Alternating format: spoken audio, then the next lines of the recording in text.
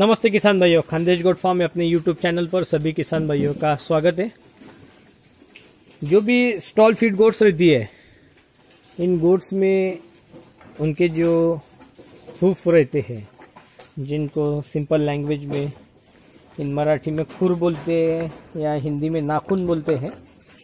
जो stall feed goats है उनमें कुछ गोट्स में क्या होता है कि ज़रूरत से ज़्यादा लंबे हो जाते हैं। अभी जो बोर का बक है अपना, इसके नाखून देख सकते हैं ज़्यादा ही लंबे हो गए हैं, तो इनको रेगुलरली ट्रिमिंग करना पड़ता है। कटवा के उनका अगर शेप साइज ठीक कर लेते हैं हम लोग, तो ये बहुत अच्छा रहता है। क्योंकि अगर थोड़ा ज़रूरत से ज़्यादा लंबा अगर नाखून बन जाता है तो जानवर को चलने में भी दिक्कत आती है।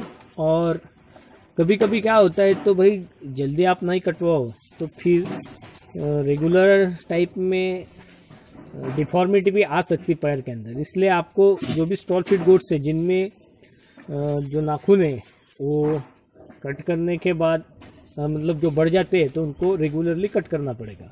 अभी हम लोग देख सकते हैं कि ये जो बकरा है, इसके उधर वाले जो पैर हैं उसके नाखून हमने कट करके रखे हुए हैं, तो एक प्रॉपर साइज शेप में दिखते हो। और इधर वाला देखिए, एक ज़रूरत से ज़्यादा ही लंबा हो चुका है उधर वाले के कंपैरिजन में। ये दिखने में भी अच्छा नहीं दिख रहा है। अगर हम लोग इसको ट्रिम करते हैं तो एक प्रॉपर तरीके से ये रेगुलर शेप में आ जाएगा, और उसके बाद में हम लोग इसमें मतलब उसको कोई दिक्कत नहीं होगी चलने फिरने घूमने में। अब ये ट्रिमिंग के लिए क्या इस्तेमाल करते हैं, मार्केट में बहुत सारे हुप ट्रिमर मिलते हैं।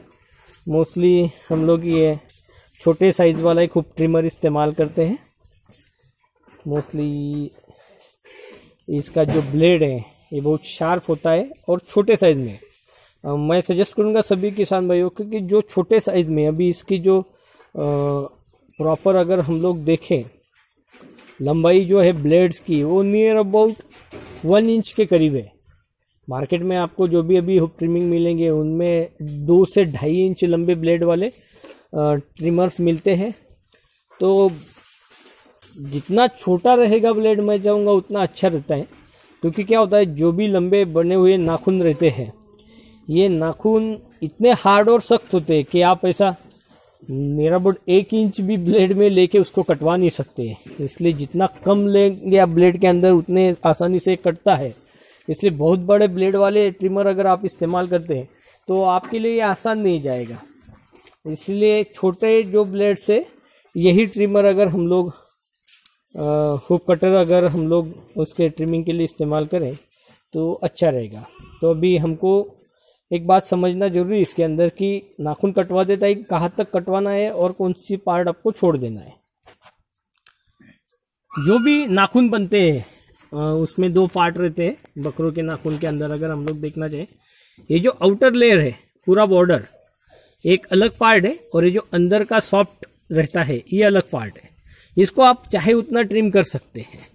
इसमें मतलब ये जैसा अपना नाखून रहता है उस हिसाब से रहता है, तो इसको आप कटवा सकते हैं, इसमें कोई तकलीफ नहीं होती। और जो अंदर वाला पार्ट रहता है, ये अंदर वाले पार्ट में ब्लड सप्लाई रहता है, तो इसको एक प्रॉपर तरीके से कट करवाना है। सिर्फ ये जो बाहर का नाखून बढ़ता है ज़्यादा, अंदर वाला पार्ट नहीं बढ़ता है, तो आपको सिर्फ इसको ही शेप देना है। अंदर वाला पार्ट जो हार्ड हो जाता है या फिर उसमें जो डेड सेल आएंगी, जो मरी हुई जो टिश्यूज रहेंगे, उतने अपने आप निकल के आ जाएंगे जब आप बाहर से बॉर्डर कटवाओगे। तो अंदर का कोई भी पार्ट आपको कटवाना नहीं है। अगर कम ज़्यादा इसमें आप बाहर वाला पार्ट कटवाते सॉरी अंदर वाला, तो ब्लीडिंग होती है। ज़्यादा अगर कट जाता है, ब्लड जहाँ तक है, मतलब ब्लड आर्टरी जहाँ तक है वहाँ तक अगर कटवाए तो वहाँ से ब्लड आता है, खून आता है, तो जानवर पैर दुखाता है। 1 दिन 2 दिन बाद में वो सूख जाता है, या ज़्यादा ही तकलीफ हो रही चलने फिरने में, तो आपको पेन किलर गोली या इंजेक्शन देना पड़ सकता है।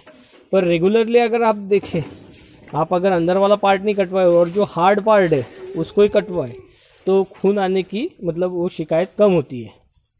अभी ये जो बड़ा हुआ नाखून देख रहे हैं हम लोग, इसमें वही पार्ट है। ये वाली जो बॉर्डर है, छोटा वाला जो कट किया हुआ नाखून है, इसके बाद में जो बड़ा है, तो जो आउटर है शेल है, या आउटर शेल ही हार्ड रहती है और इसको ही कटवाना है।